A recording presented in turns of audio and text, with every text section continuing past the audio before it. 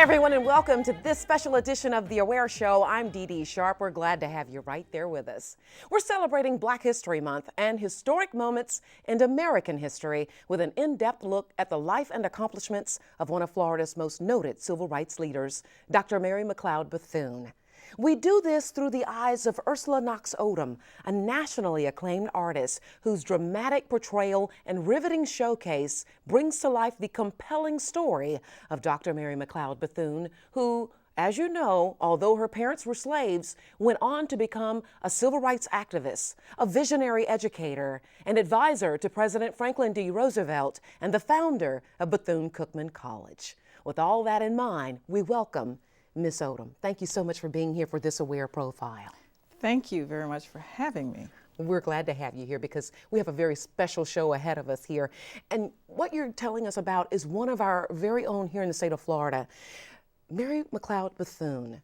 And her accomplishments are so wide and so broad. I mean, it would just be probably impossible for us to talk about it all within an hour. We're going to try to scratch the surface, at least, through your eyes, because you do a portrayal of her, and we're going to show excerpts of that throughout this show. But first, we want to talk about who this woman really was and what she should mean to us at this point. So we'll start there. Almost everything that we do here in Florida and in the United States may very well be traceable back to her, because she's had such an impact on so many things. I often say that it's like 5 lives in one, because she had women's organizations, she started a school, she was a very faithful person, she was an advisor to presidents, she fought for the right for education and democracy in every way that you can imagine, from Red Cross to schools. And you're fascinated with her so much that you become her on screen and as you travel and portray her. What's your fascination with her? Now, we've just heard some of the information, but your fascination with her, your parallel to her. My fascination actually had to be learned, because I was asked to portray her for the Florida Humanities Council initially. And at first I knew nothing about her. All I knew about Bethune-Cookman College was that there was a great football game and battle of the bands between them and FAMU. But as I began to study her, it was amazing how strong a figure she was in her time, and how often she's quoted to this day. And the things that she did are things that can be used to coach my own life. As I go through day to day, there's what would Jesus do, but also what would Dr. Bethune do? And with that in mind, we know that she was a trailblazer in African American and American history.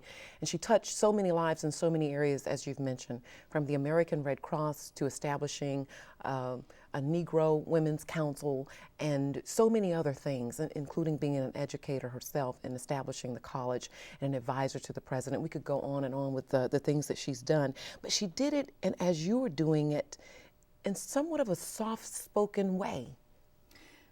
The vision that I recall in hearing about her story and the impact that she had is one of her sitting around her dining room table, and Negro at the time, or Black as they were called, powerful figures in Washington, D.C., sitting around this table with her, strategizing, planning, negotiating.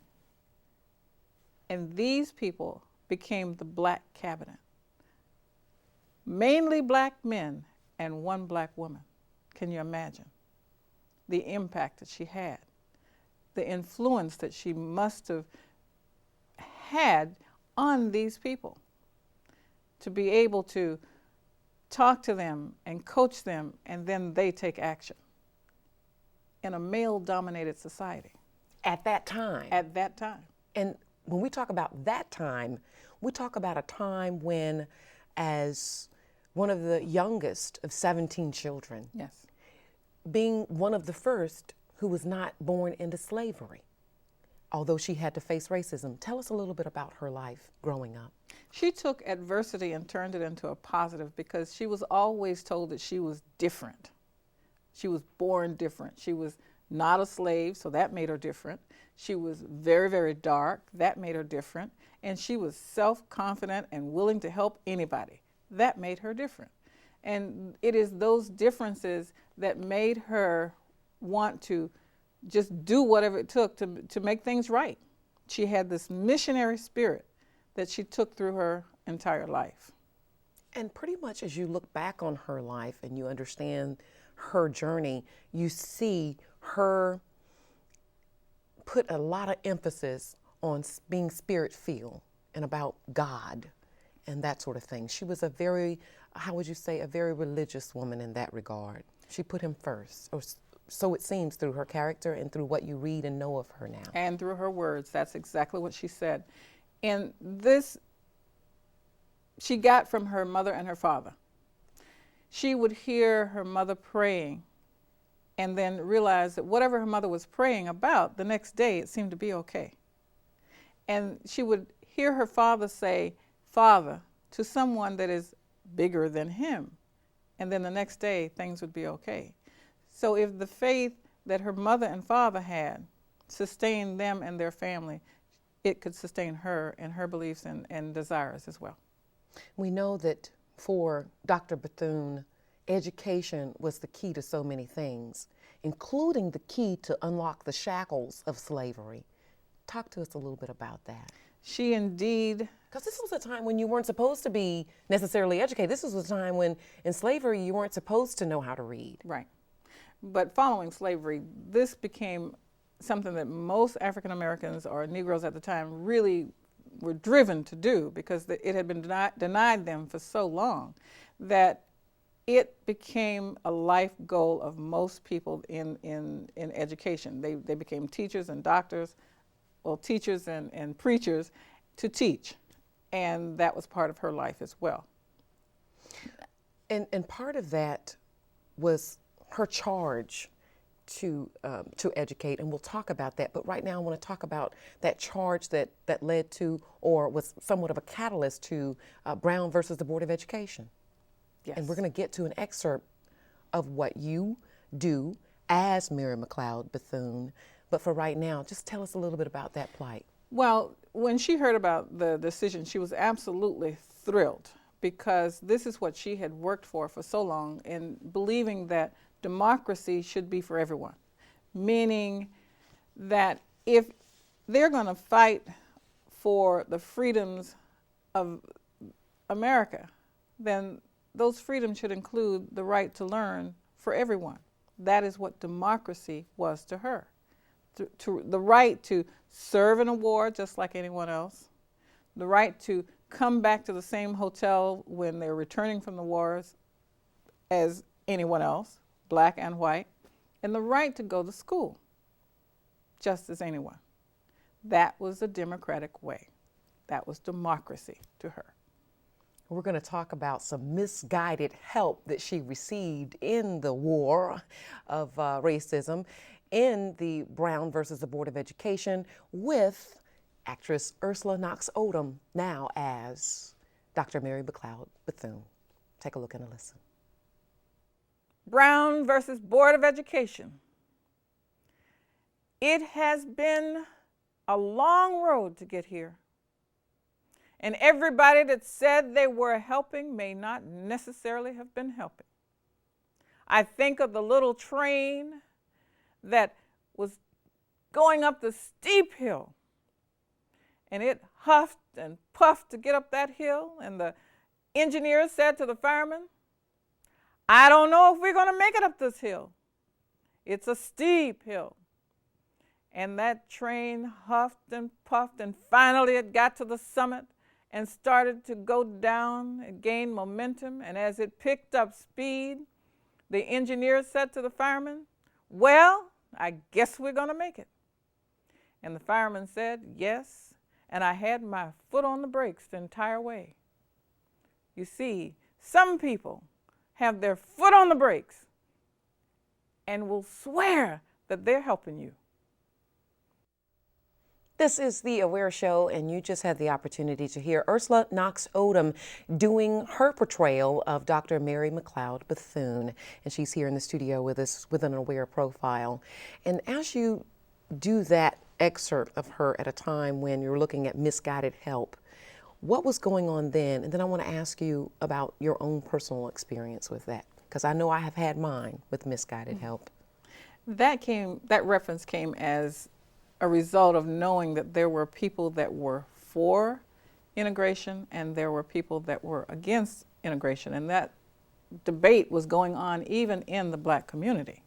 So even though they were supposed to be helping each other, there was somewhat of a struggle. So that's what that's about. I think everyone would have a story to that at some point, because when you really think about it, you know, the old saying of if you get in a fight with a bear, help the bear, don't help me, because people don't realize sometimes that they're really not helping you, that they're really in the way. And sometimes just moving out of the way is like moving the mountain so to get where you are. When you're doing Dr. Bethune in character, how does that kind of, I don't know, read into your own life? Well, your own personal experiences, maybe even with misguided help. When I do the character, my husband teases me sometimes. He said, when you're on that stage, you think you're her.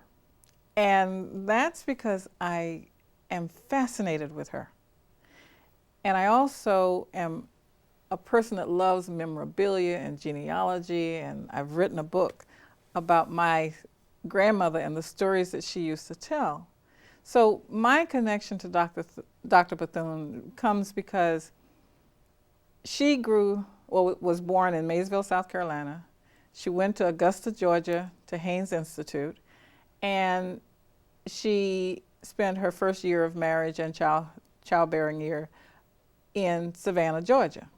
Well, I grew up on the road between Augusta and Savannah in Effingham County. So I feel that I have walked the grounds that she's walked on. I know the dialect and the people that she grew up with because my family has roots in South Carolina, which is where she's from. Right across the river is where we were from. And then on my father's side, they are supporters of Haynes Institute. And I've heard stories about Haynes Institute. So there are connections on a personal basis all around. How I came to portray her is because a friend of mine asked that I apply for that. And I went, oh yeah, sure. Nah. Because I had no known connection at that time. And when I started reading about her and realizing who she was, all of a sudden I was engaged in, yes, I can do it, I can do it, I can do it, I can do it. And I went back and practiced and resubmitted the information, practiced a little bit more and submitted the information again because I wanted to do this now, because having any connection to her improves my life, because the things that she taught, what she believed in, the example that she set as a person is wonderful. And how does that, and you're saying that it's improved your life, but application for us as we look at Ursula Knox Odom? Well, she didn't let anything stop her. And you don't either. We can tell. She didn't let being in a Black community in Daytona stop her when she had a mission. When white people came through that had money, she talked about her mission, her goal, and she got money to improve the lives of the people around her. She would talk to presidents, she would talk to anybody. And there's one picture that I've seen of her that just speaks volumes, where President Roosevelt was signing some document, and she, along with mainly white men, were standing behind him. But she had her hand on the back of his chair. And I said, what confidence, what assurance that you know that you've had an impact on your surroundings and the government at this point in time. And all because of respect and friendship. I know one. And I'm sorry. Oh, go ahead. I'm sorry. And having something valuable to contribute. Mm-hmm. She let them know what the conditions of her people were and what needed to be done. And that's how we've all benefited in some way. In some way. And we've all probably had the experience of naysayers. We call them haters now. Yes. But then it was just naysayers. And she certainly had her share of them. Mm-hmm. She had people who said, why would you go and be the founder of the Negro Women's Council? There are already organizations who, cater to that. Why do you need to go do that? And then she probably had people who said, you can't read, you can't do this, you can't do that. And she had to overcome all of these adversities. So much so, like many of us even today. Mm-hmm. And when I think in terms of my time frame, one of the things that's in my past is that I worked for a corporate company for 20 years. And I was one of the few African-American female people in management. In fact, at the time, there were only 2 black female directors. And I thought about what that was like. You just had to move forward and do whatever needed to be done in order to get the job done. Now, when I think of who I am as a person and what she took, that same kind of got to get it done and just changed the whole world, because she moved it beyond herself and beyond her work environment. She moved it out into making a difference to the world. And when I look at my contribution today, what I enjoy is telling people to capture the stories of the elders around them, because that's where our wisdom is in our community. Don't ignore the fact that your grandparent, your parent are telling the same stories over and over and over again. Because there's a reason for it. There's a reason for it. Mm-hmm. And if you think about it and you listen to it, there's a lesson in that for you to help you survive whatever situation you're in today. So we need, as a community, to have our young people pay attention and then capture those memories for a future date. I happened to sit at my grandmother's feet it was actually way back 30-some years ago. I was a sophomore in college. I took a reel-to-reel tape, sat it in front of my grandmother, and we spent the whole day talking about the stories that she used to tell me. And she humored me. She just laughed and talked and told all of these stories. But those are the stories that make up who I am today. I didn't know how important they were at that time, but they've become very important, not only to me, but to other people. And one bookstore owner, when I went to consult her, Felicia Winton, she said to me, Ursula, it's not how many lives you affect, but that you affect lives. So with that, I marched forward. I said, okay, if one person get it, I'm happy. Since that time, I've had person after person tell me that they have started capturing the stories of their family, or they went back and recorded information at Thanksgiving, or just asked somebody a question, or took a picture and wrote who was on that picture. And why is that important? Because our children need positive, personal inspiration. Not just about Dr. Bethune, but personal to them, so that they can make that leap to be a Dr. Bethune. She had that self-assurance because of her family bringing over the drums of Africa beating in her veins. Well, what's beating in our children's veins? Do they know how special they are? Do they know the value of an education? Do they know? And do they understand that you can overcome adversity? And that's what she did. That's right. And here was a woman who herself, not born in slavery, but had to learn how to read. And it came at a time when there was an experience that we're going to talk about through an excerpt in just a moment that Ursula Knox Odom does, again, of Mary McLeod Bethune, about this. And it's I Can't Read.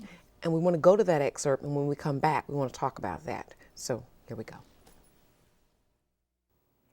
I was the first child born after slavery. But on this day, my mother was going back to the home of the woman that she was a slave of to carry a load of clothes that she was washing for her. And I went along with her and played with the little girls in the yard. Now, as long as I was playing Mammy, everything was fine. But then I saw something, and I reached for it, and I heard, "Put that down. You can't read." Not only was this child telling me I could not read, which was true, but I should not read. And that hurt me to my core. It did something to me. And I believe that to be the worst day in my life, that I should not read and could not read. But sometimes the worst day in your life may actually be the best day in your life, because I believe it was this day that made me bound and determined to learn to read. I wanted to read like no one else around. And not only for myself, it became my mission to have every child that came within my midst be able to read and write and to make themselves useful. Now, in that excerpt of Dr. Bethune, we see how she was motivated by a child, but I guess we turn now to you, the actress, Ms. Odom. What do you think it's going to take to motivate our children?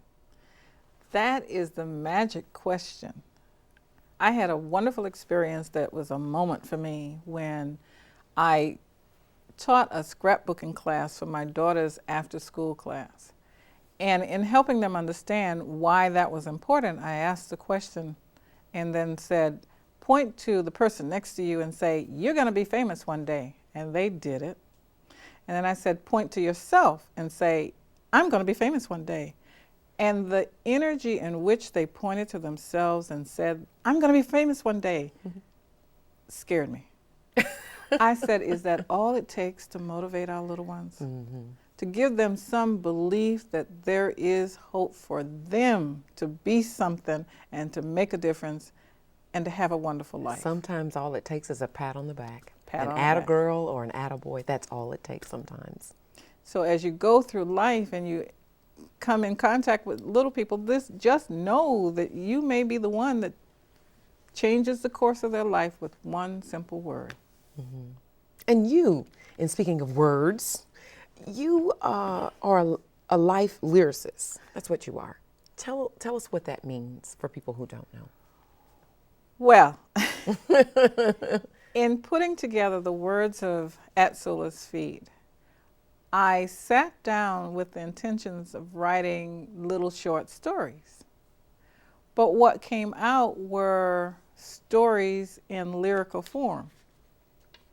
So since it was about life in lyrical form, my publicist and I said, life lyricist. Okay. That's where it came from. Just as simple as that. As simple as that. And I believe that happened because my grandmother on both sides were poetic. And even if you think about the Bible is poetic. So all of my life I've heard people recite speeches and poems and what have you. So when I sat down, that's what came out. One-page stories. Sometimes they rhyme, sometimes they don't. Complete beginning and end on one page. That's somewhat lyrical. Well, listen, let's talk a little bit about some of the experiences as we step back into time and we go back into Ms. Bethune. We talk about the fact that she had to deal with racism and fight as a civil rights leader. She had her experiences with the KKK up front and personal, just right there. Tell us about that, and we're going to go to an excerpt in just a moment. But tell us what you've learned about her in your studies. Well, that was a fact of her time. Right. If you did anything that was threatening to the status quo, depending on the severity of what you did, then they would ride and create fear. But because of her strong faith in God, they did not break her. she still moved forward and was triumphant. And with that in mind, we go to Dr. Mary McLeod Bethune and her night meeting the KKK. Sometimes progress is not as easy as some may think. And you have to call on the faith that you have and the belief in God to get you through. On one such occasion, we had a mayoral race where one candidate did not believe in education for Negroes, and you know I could not have that. And so I knocked on every door I could to get people out to vote. And the Klan heard about this. So the night before the race, they decided to ride, and someone told me about it. You could hear the horses baying and their hooves against the ground. And to see that burning cross, that's a frightful sight to see. And they had gotten in cahoots with the crooked officials and had all the lights turned off leading up to Faith Hall. And we decided to turn off the lights in Faith Hall. And when I did that, one child screamed. And when one child screamed, they all screamed. But God bless her soul, another child decided to sing. And she sang, "Be not dismayed, God will take care of you." And another child joined in, and another, and the voices got louder and stronger, and they sang to the heavens. And I decided to turn the lights on in the yard. You see, I turned the spotlight on the Klan. Now, they didn't like that because there was some people out there riding in disguise that were proper citizens of the city. They didn't want people to know who they were. And when they heard the voices and the appearance of lack of fear and the light turned on them, they turned and rode away. The next day, our candidate won. Now, as we just saw that excerpt of Dr. Bethune through the eyes of Ursula Knox Odom, we heard a little singing in there. Do you sing, or is that just part of your character? Because you have a very beautiful voice. Well, I am actually a very shy person. Get out of town. And I realize that the physical ability is there, but I've never had the courage to sing in public. And But you're performing already. I know. You have to put on that cloak. You're Dr. Bethune. That's what allowed me to be able to do what I did. Okay. Pretending that I was her. I understand that she had a wonderful voice. In fact, they raised money for the university or college at the time by going around singing for people. And that inspired me to at least attempt it. And all I would do is one line, and then the story was more important than me singing. I understand. Well, hopefully you put some more in there because you do have a very beautiful voice, and I applaud you for that. And we know that earlier on in the AWARE program, you've mentioned that she was very democratic, believed in democracy, of course, used her political whereabouts in order to try to influence President Roosevelt, and was a very dear friend of Eleanor's. Can you tell us a little bit more about that relationship? Yes. Once they met at this dinner, and they would hear about the things that Dr. Bethune was doing in order to raise money for the school, because she had contact with dignitaries that would come to Daytona. She was invited to represent Negroes in understanding what the condition of the Negro youth were and understanding what needed to improve as far as conditions of Negroes in general. And because of the friendship with Eleanor, then she and Eleanor were of like spirits and would talk about these conditions. Given the appropriate opportunity, obviously, Eleanor would talk to the president. And then official invitations were extended to Dr. Bethune. And she became one of the first Negro and certainly women with an official position. And she understood the importance of contacts. Yes. And using her resources and her people resources. And Very she did much that so. through this friendship. Yes, yes. There was one test of that happened in Daytona where they were attempting to get housing conditions improved. They wanted to tear down some slums and create better housing. And they were going back and forth with the officials, not being able to agree on what to do and how to get the money and what have you. And someone got the idea to ask Dr. Bethune, because she had a friendship with the First Lady. They approached her, not necessarily believing that this would actually materialize, well, anything would result from it, but they approached her. And in that meeting, it is reported by the newspapers that she picked up the phone, called First Lady Roosevelt. They had a friendly chat, and then concluded the conversation successfully, and the money, $500,000, arrived. Wow. In Daytona. That was a lot of money back then. Yes. A lot of money. You're talking 1930s. Oh, yeah. A lot of money. And right now we're talking friendship, and that leads us to our next excerpt because, as we just mentioned, she was a very dear friend of Eleanor Roosevelt, and we want to excerpt right now. We want to go to that excerpt right now, and then we'll come back and talk a little bit more about it. Sometimes you have to find a little humor in the midst of progress.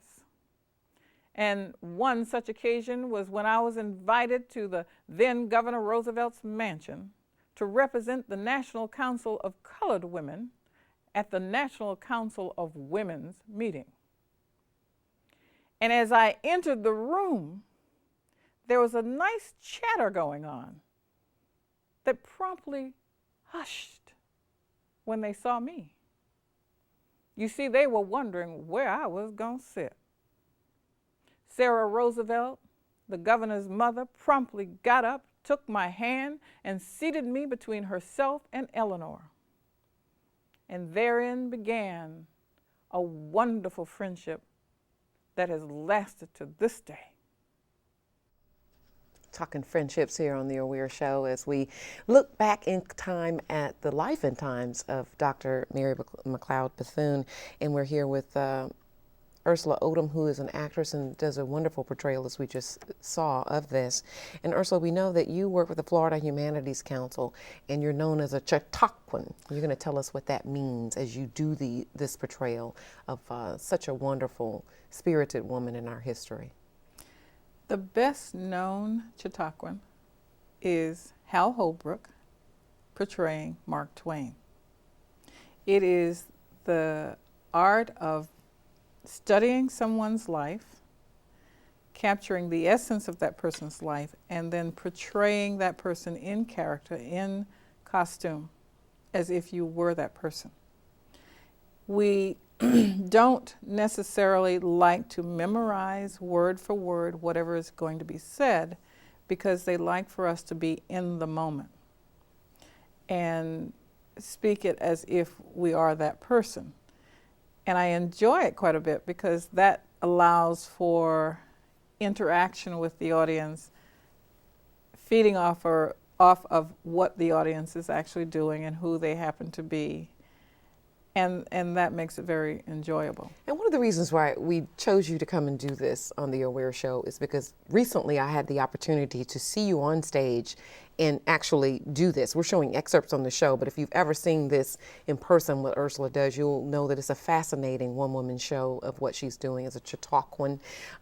And we've seen how you've played into the audience. There was a young child at that recent event, and she asked you a question, and at that time you were still Miss Bethune, and she asked you as though you were Ursula, and you looked around and you said, "This child, who is she talking about, this Ursula person?"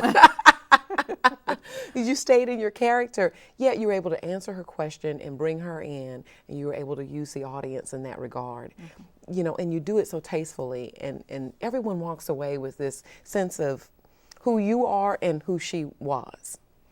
And that came as a result of a lot of coaching from the Florida Humanities Council. They are a wonderful organization that provide this kind of access to historical characters all around the state of Florida. And this is an experience that young people like that should have, mm-hmm. because it makes these historical characters real. And you challenge them. Right. You challenge them to not only know who these characters were, but who they are to us now, mm-hmm. and how we can use that. And on one occasion, I was talking to elementary children, and it occurred to me that at the time that Dr. Bethune came around, she had a total separation. And we were talking about desegregating schools. So I looked out into the audience, and all these wonderful little friends were together, and they were black and white. They were just friends. And I helped them understand that there was a time when your best friend couldn't be your best friend. People would keep you apart. Based on the color of your skin. Based on the color of your skin. And that was like a way of letting them know that right now in this time, there was a time when that couldn't be. And that was applicable to them, yes. because they could understand what you were trying to tell them. Mm-hmm. Now we know here in the state of Florida, there are so many figures like Miss Bethune. I mean, we could go on and never name them all, even here in our area. But some of the most noted ones that we've heard about, even on a trail that we've recently done here on behalf of Pensacola Junior College, the African American Heritage Trail, we've had the opportunity to go and kind of step back in time ourselves through that, which we hope to hopefully air at one point here in its entirety on WSRE. Some of those names, Zora Neale Hurston, and also we have the names of the Tuskegee Airmen out of Alabama, out of Tuskegee, Alabama. Mary McLeod Bethune knew these people and touched their lives as well. She gave flight to the Tuskegee Airmen as a catalyst herself to putting them in the air. She and Zora at times may have been at odds, but for a good cause that brought them together. Right. Can you tell us a little bit about how Ms. Bethune was able to interact with this a little bit more, because you got the information. I'm just going on what I've heard and what I've seen of your story that you tell of her.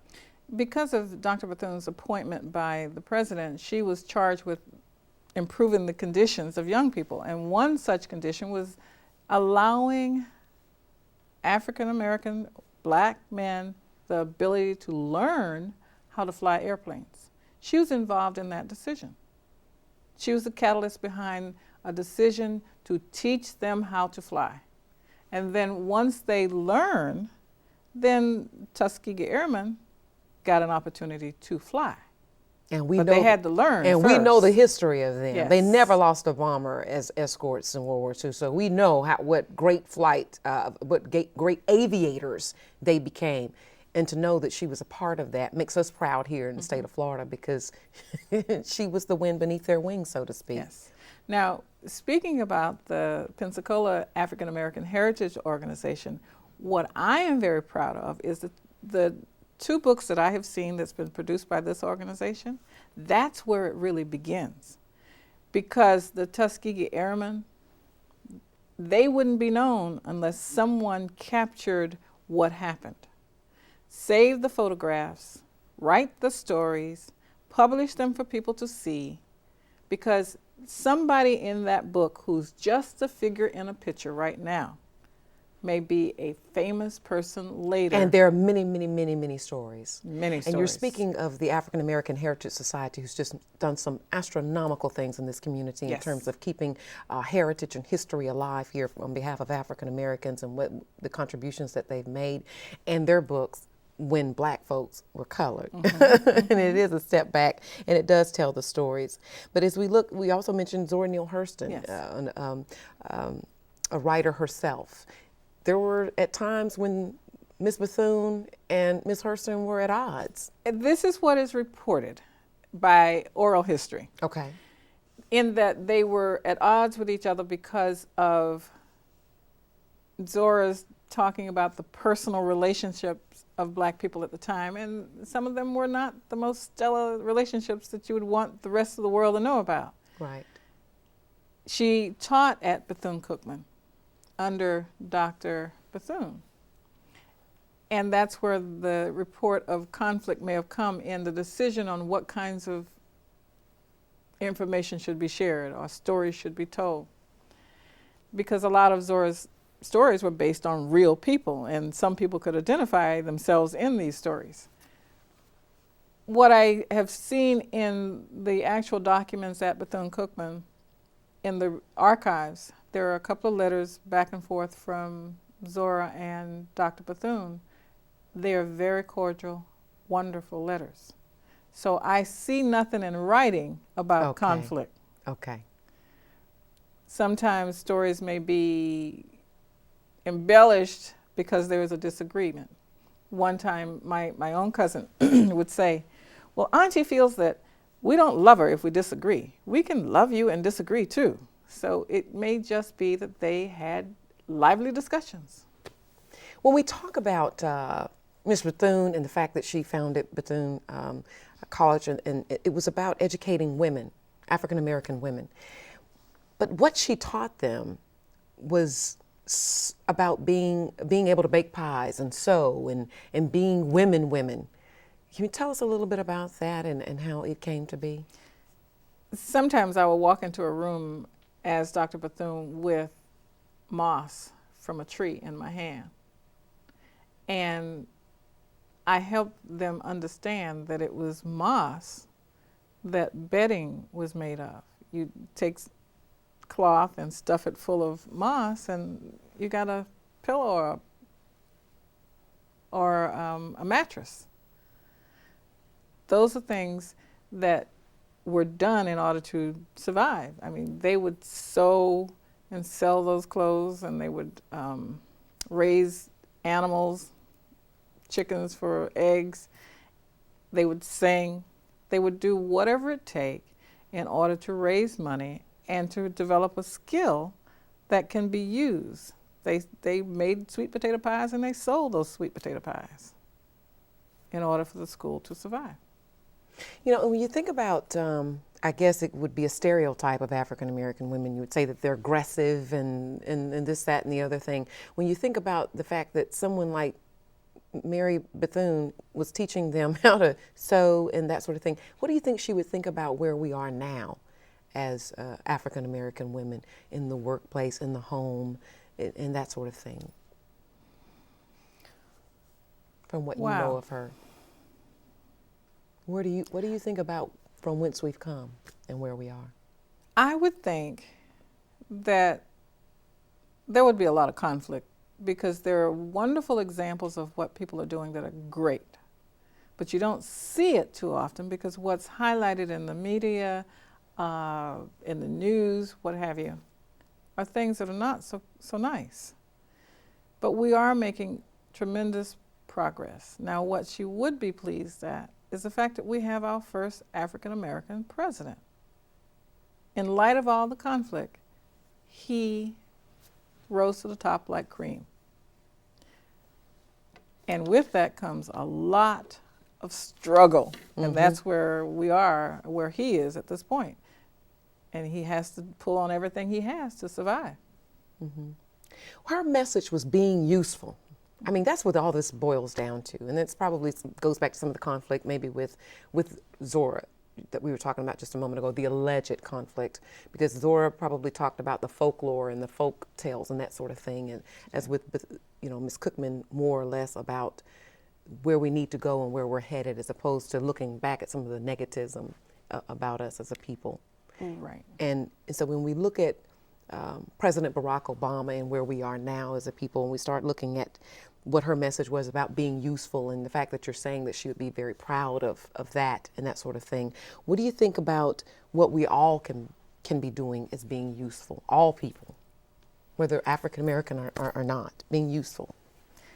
When I think in terms of all that she did to justify her ability to do it all, I usually say that she looked at things, and if something needed to be done, she did it.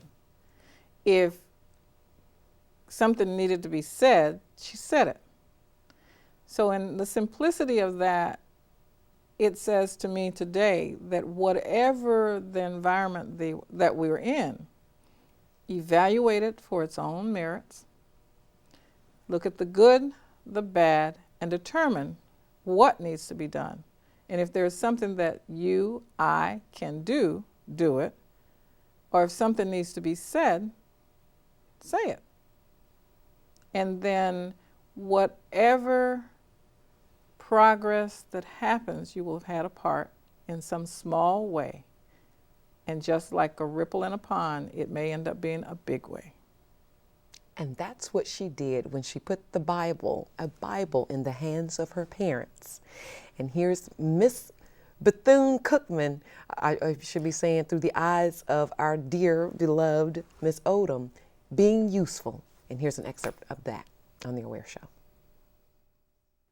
My chance to learn to read and write did come on one fateful day when Mrs. Wilson came to the home looking for children. They were starting a mission school in Maysville, and since we had 17 children, they thought they could find at least a couple that wanted to learn to read.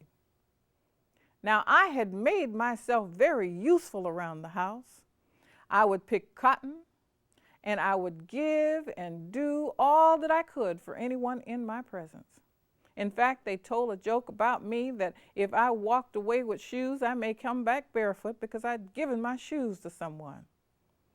Now, you would think that because I had made myself so useful, my parents would not want me to leave them to go learn to read and write. But they did. It was my reward. Now, what I did with what I learned is made myself useful even more. Because everything that I learned, I taught to my brothers and sisters. But I tell you, there is no greater joy than to be able to put the Bible in my mother's and father's hands and teach them the words that they had recited all their lives.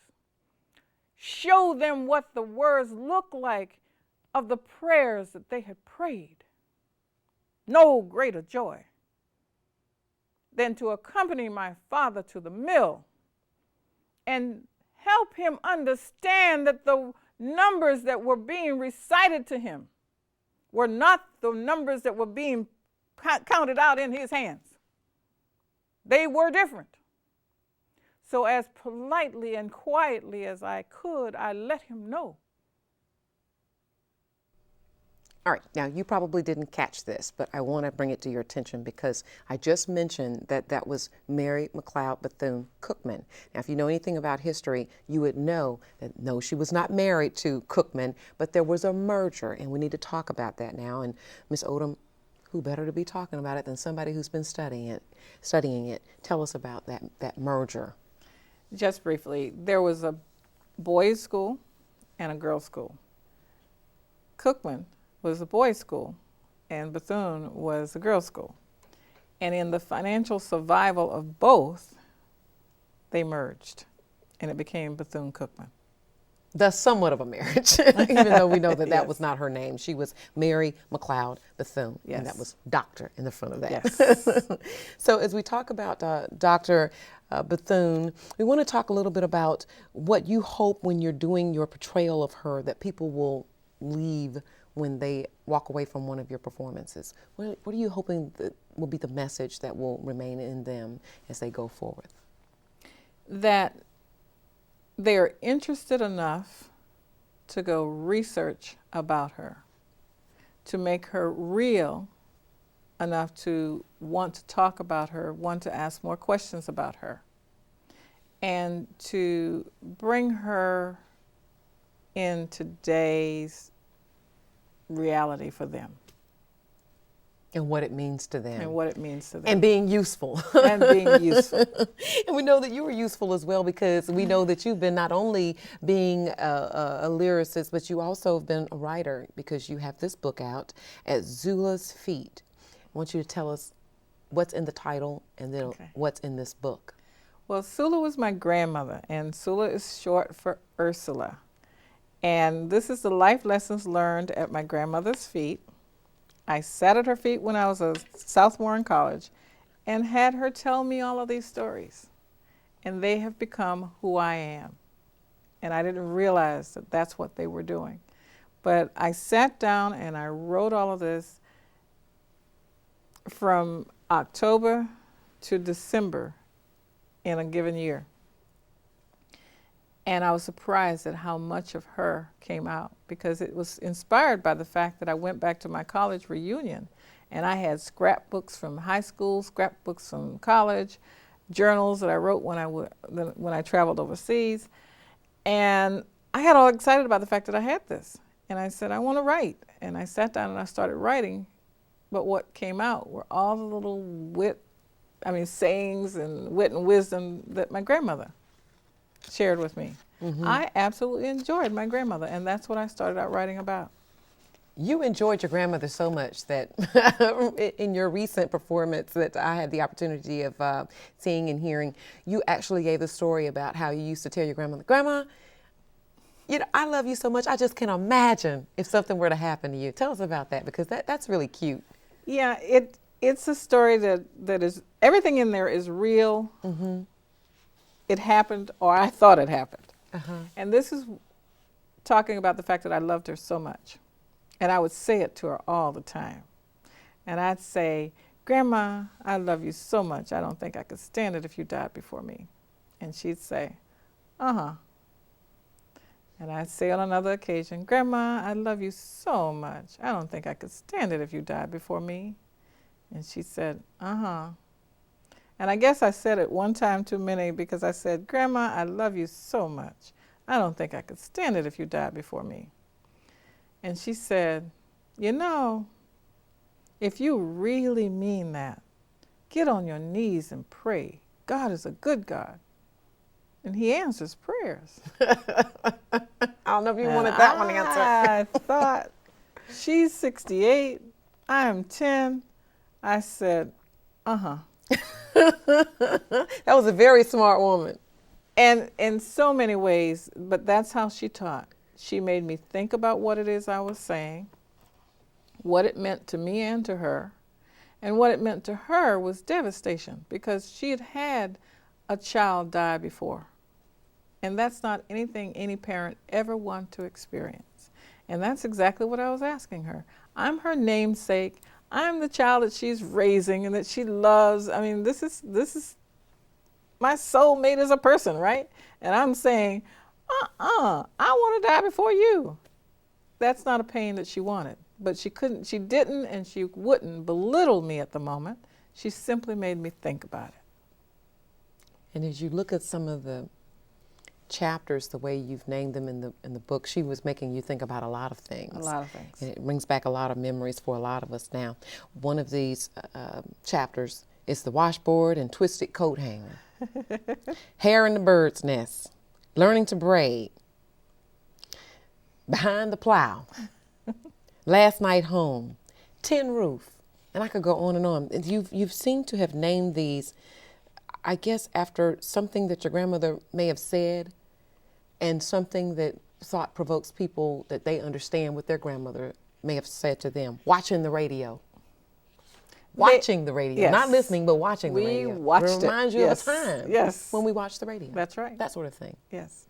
And what I love about having written this book is that when I share it with people and they start reading the table of contents, eventually a chuckle will happen or some exclamation about what they're reading because they're thinking about their own childhood. These are slices of time, moments in our past that have long since been forgotten.